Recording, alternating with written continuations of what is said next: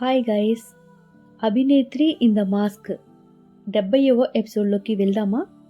ఇది కొంచెం పెద్దగా ఉంటుంది, మీరు స్కిప్ చేయకుండా వినండి. ఆ అబ్బాయి అలాగే దేవుని మొక్కుతూ ఉంటే నాకేమో మరొక వైపు టెన్షన్ వేస్తూ ఉంది. అరే భయ్, నువ్వేందిరా?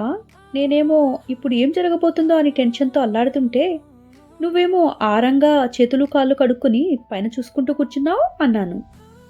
గట్టనేం లేదు సామి, నీలాంటోళ్ళు ఎక్కడికైనా ఎప్పుడైనా వెళ్ళొచ్చు, కానీ మా కట్ట కాదే. మేము లోపలికి వెళ్తేనే గుడికి ఏదో మైలేనట్టు లెక్క కదా ఈ ఊర్లో అన్నాడు కొంచెం దిగులుగా. అబ్బాయి దిగులుగా అన్నా సరే తన గుండెలో ఎంత బాధ ఉందో నాకు అర్థమైంది. నిజంగానే నాకు కూడా కొంచెం కోపం వచ్చింది. ఈ ఆచారాలు, ఈ కట్టుబాట్లు ఎందుకు పెట్టారు? మనుషులకి మధ్య బంధుత్వాలు ఉండాలి, కానీ ఇలాగా అడ్డులు ఆటంకాలు ఎందుకో మరి. అందుకే నాకు అస్సలు ఈ గుళ్ళు గోపురాల చుట్టూ తిరగటం ఇష్టం ఉండదు. ఒక మనిషిని దూషించుకుంటూ, ఒక మనిషిని కించపరుచుకుంటూ ఇలా ఎందుకు చూస్తారు? ఎవరో గొప్ప, ఎవరో తక్కువ అన్నట్లు. దేవుడు అంటే అందరినీ సమానంగా చూస్తాడు, కానీ ఈ మనుషులు ఎందుకు మరీ ఇలాగా ఒకరినొకరు దూరంగా ఉంచమని చెప్తున్నారు అనుకొని, సరేలే మనకెందుకు అలాంటి పెద్ద విషయాలు అని లోపల ఏం జరగబోతుందో ఇప్పుడు అంటూ హడావుడిగా ఇద్దరం లోపలికి వచ్చాం. ఆ దొరసానికి ఆ విషం కలిపిన గిన్నెలోనిది వడ్డించటం మొదలుపెట్టారు. మంత్రిగారి అబ్బాయి కూడా అదే గిన్నెలో నుంచి వడ్డించారు. మా ఇద్దరికి ఏం చేయాలో అర్థం కాలేదు. ఇద్దరం సైగ చేసుకొని, నువ్వు దొరసానిని ఆపు, నేను మంత్రిగారి అబ్బాయిని ఆపుతాను అని చెప్పాను. తను ఓకే అన్నట్లు సైగ చేసినాడు. ఒకరికొకరం చెరోవైపు పరిగెత్తాం. అప్పుడే దొరసాని దేవునికి కళ్ళకద్దుకొని దానిని తినబోతుంది. నేను అలా పరిగెత్తుకుంటూ వస్తుంటే గుళ్ళో పూజారి అక్కడ ఉన్న ఆడవారినందరినీ కుంకాలు అందిస్తూ ఆ ప్లేట్ లోపలికి తీసుకువెళ్ళబోతున్నాడు. ఆ మేకలు కాచే అబ్బాయి హడావిడిగా పరిగెత్తడం వల్ల ఆ పంతులు గారికి తగిలింది. ఆ ప్లేటు కాస్త కింద పడిపోయింది. అతని చేతిలో ఉన్న కుంకుమ ప్లేటు కింద పడగానే నేను హడావుడిగా చూసుకోకుండా పరిగెత్తుకుంటూ రావటం, ఆ ప్లేటు మీద కాలు వేయటం జరిగింది. ఒక్కసారిగా ఆ ప్లేట్లోని కుంకుమ వెళ్ళి దొరసాని ముఖమంతా పడిపోయింది. ఆ షాకులో ఆమె తినబోయే ముద్ద చేతి నుండి కింద పడేసింది. వెంటనే అకస్మాత్తుగా పైకి లేసి నుంచుంది. నాకు చాలా అంటే చాలా భయం వేసింది.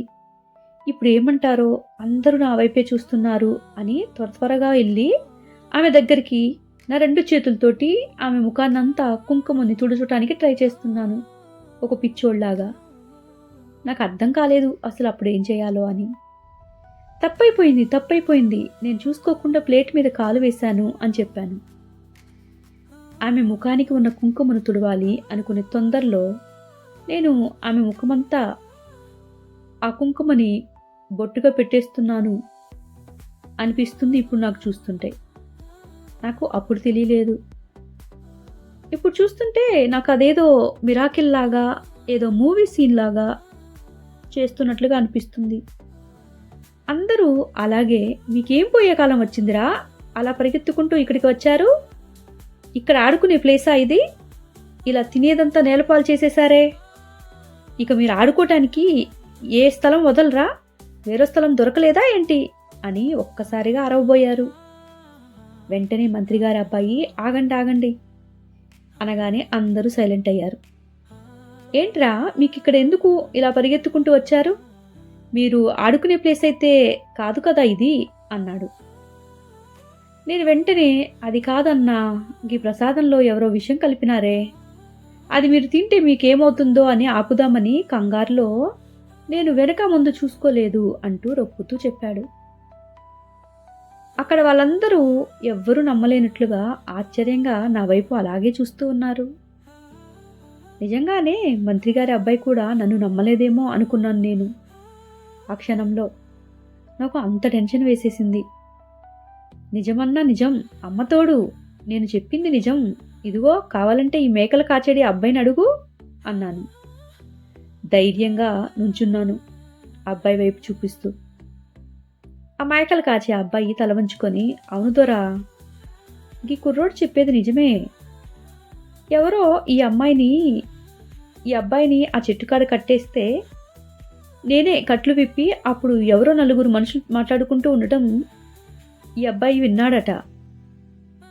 నాకు చెప్పడం వల్ల ఇద్దరం కంగారుగా వచ్చేశాం. ఏ అపాయం కలుగుతుందో ఏం చూడాలో అనుకుంటూ అని చెప్పాడు తలదించుకొని. అందరూ అలాగే ఆశ్చర్యపోతూ ఉంటే మంత్రిగారి అబ్బాయి నా భుజం మీద చెయ్యి వేసి, సరేలేరా, నేను నమ్మాను, మమ్మల్ని రక్షించావు. ఈ పని ఎవరు చేశారో నాకు బాగా తెలుసులే. నువ్వైతే జాగ్రత్తగా ఇంటికి వెళ్ళు. చక్కగా స్నానం చేసి త్వరగా రెడీ అయ్యి రా, మీకోసం కొత్త బట్టలు తెప్పించాం కదా, అవి కట్టుకోరాపో అని చెప్పాడు. వాళ్ళ బంట్రోతికి సైగ చేసి తనని నాకు తోడుగా ఇప్పించి పంపించేశాడు. వెంటనే ఆ గిన్నెల్లోని ప్రసాదాన్ని పోలీసులకిచ్చి పరీక్ష చేయమని చెప్పాడు. వారు పరీక్షలు చేసి కొంతసేపటికి రిపోర్ట్ చెప్పారు. నిజంగానే దానిలో తిరుగులేని విషం కలిపి ఉంది అని. హాయ్ గైస్, ఇది కొంచెం పెద్ద స్టోరీగా ఉంది. నేను 2 పార్ట్స్గా ఇస్తాను. మరొక ఎపిసోడ్ కోసం ఎదురు చూస్తూ ఉండండి. ఇప్పుడే ఇచ్చేస్తాను. Thank you.